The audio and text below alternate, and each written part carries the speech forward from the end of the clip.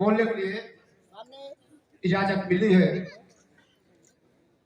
आज ये कारवा आपदा को अवसर में बदलो, ये वाक्य उनका हम लोगों के लिए ब्रह्म वाक्य बन गया।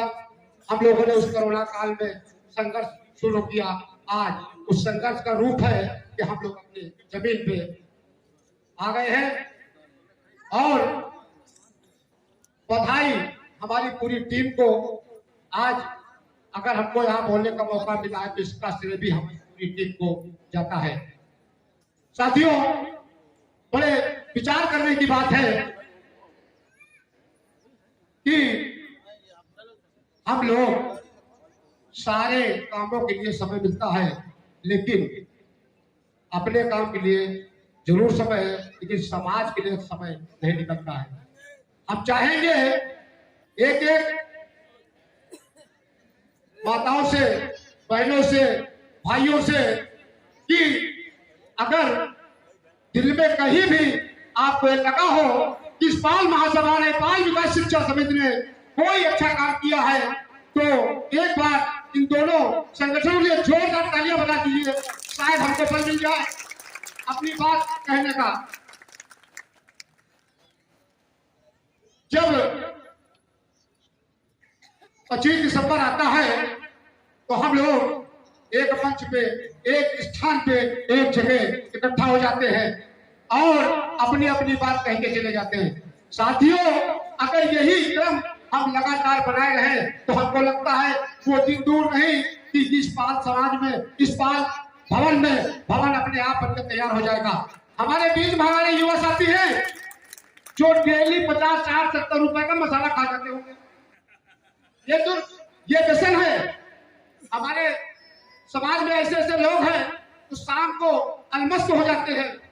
अगर उस कुछ पैसे में थोड़ा सा भी पैसा अगर बचा के अगर उनका दिल गवाना करे तो इस पाल भवन के लिए अगर लगा दे तो साथियों, एक उन्नाव जिले में इतिहास बन जाएगा। उन्नाव जिले में इतिहास बन जाएगा। इतनी कौमें पूरे हिंदू धर्म में हैं, लेकिन किसी का भवन अपना नहीं है।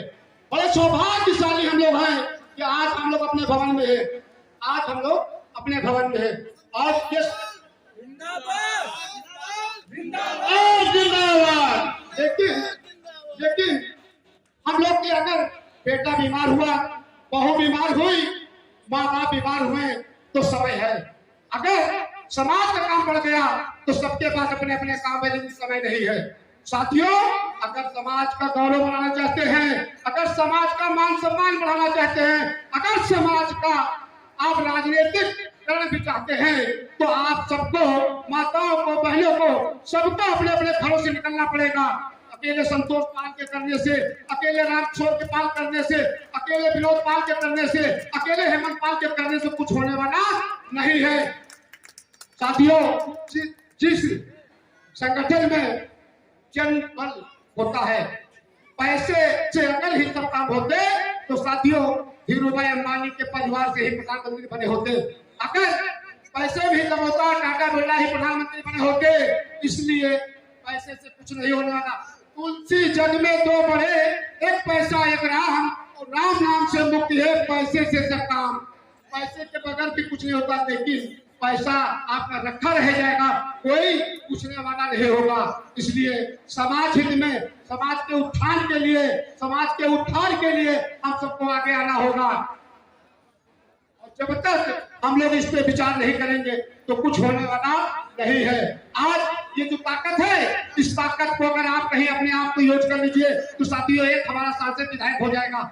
आज जिले में जिस कौम की संख्या 2,40,000 के आसपास पाई जाती है, उस कौम का उसका हल क्या है? उसका कोई अपना आका नहीं है, उसका अपना कोई नेता नहीं है, उसका कोई पूछने वाला नहीं है। अगर है तो बताइए, और नहीं तो जोरदार तालियां दीजिए। आप कहिए कि हम लोग अपनी ताकत दिखाएंगे और एक नई राजनीतिक चेतना लाएंगे। ये मंच कोई राजनीतिक नहीं है, ये समाज का है। लेकिन जब तक हम लोग एकता में अनेकता का काम नहीं करेंगे, जब तक कुछ होने वाला नहीं है। हमारी पीड़ा केवल इतनी है कि जब हमारे ही लोग, हमारे ही साथी जब बताते हैं कि समय नहीं है। आज मुझे कहने में कोई संकोच नहीं है कि पूरे जिले की 6 विधानसभा है और केवल अकेले होने के कारण मात्र 3 विधानसभा में हम लोग पहुंच पाए। आज हमारे नगर का मात्र 2 मोहल्ले से बाकी का हम पहुंच नहीं पाए। बड़ा दुर्भाग्य है। क्या किसी का घर में कोई बीमारी है, किसी को अपने काम से नहीं छुट्टी है, इसके लिए समय निकालना पड़ेगा। और बड़े भाग्यशाली है हम लोग कि हमारे बीच में आज लमसम 70 से 80 लोग मासिक दानदाता भाई साहब है। आज ये जो हमारा संगठन चल रहा, आज ये पाल भवन की बाउंड्री दिख रही है, उसकी कहीं न कहीं नींव के रीढ़ हमारे मासिक दानदाता है।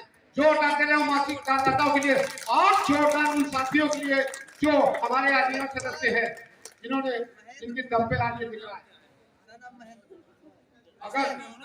अगर हम लोग यूं ही समय निकाल देंगे तो पीढ़ियों की क्या जवाब देंगे। साथियों, ऐसा कुछ कर जाओ कि दुनिया याद करे, ऐसा कुछ कर जाओ दुनिया याद करे। पैसा यही कि यही धरा रह जाएगा। तो इसलिए हमारा निवेदन है कि सारे लोग एकजुट हो जाए। कोई दल नहीं और दल का कोई विकल्प नहीं। जब हमारी ताकत होगी तभी दल होगा। राजनीति की बात इसलिए करनी पड़ती है क्योंकि हर ताले की चाबी राजनीति से ही खुलती है। हमारा अगर आज कोई सांसद होता, हमारा अगर कोई आज विधायक होता, तो क्या हमको इतना मेहनत करनी पड़ती? शायद हमको लग रहा है ये बिल्डिंग पे कुछ ना कुछ हो गया होता। बोलने के लिए बहुत कुछ है, बोलने के लिए बहुत कुछ है, लेकिन आज जो कार्यकर्ता हमने 5 साल पहले बनाए थे, उससे एक कदम आगे नहीं बढ़ रहे। कारण क्या है? हमारे बीच हमारे युवा साथी है।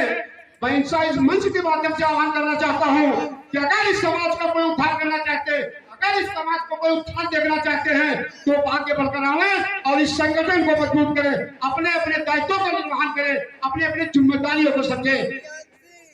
नहीं तो आए हैं, पूरी खाएंगे और चले जाएंगे। फिर अगले साल यही व्यवस्था लागू होगी।